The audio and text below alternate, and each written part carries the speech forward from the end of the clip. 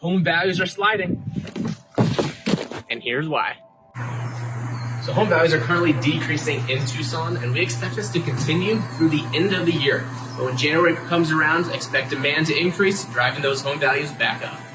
Everything in the market stems from supply and demand. And you might hear a real estate agent use the word inventory. This is how we measure the relationship of supply and demand in real estate. It's simply just the number of homes for sale divided by how many homes are selling per week or per month. The higher this number is, the more power that buyers have.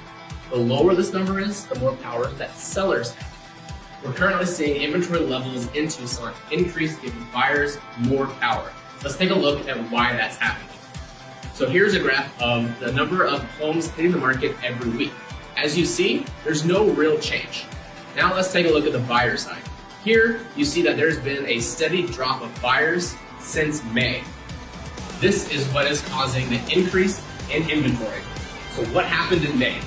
Historically, May is the end of buying season here in Arizona, but the drop in demand that we saw this year is not just seasonal, it's due to affordability. With the rapid increase in home values over the last 2 years, plus the doubling of interest rates, we have hit an affordability ceiling.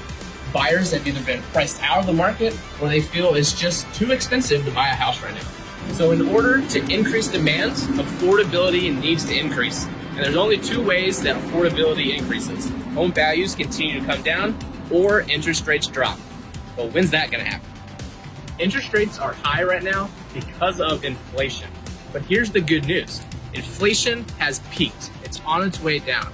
That means that interest rates are going to follow and drop.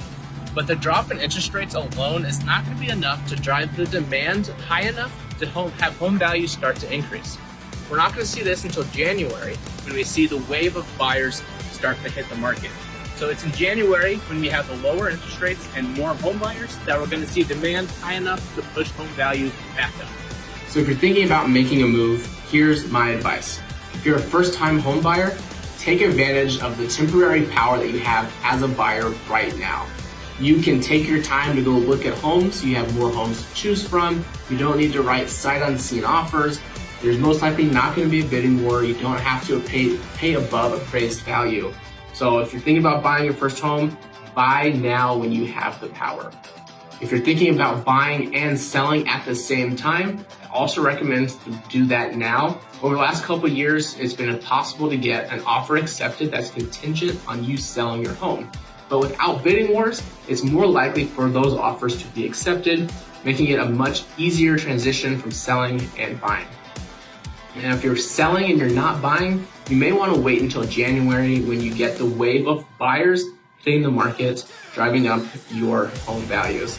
And as always, if you guys know anyone thinking about buying or selling real estate, give me a call at 520-345-4947.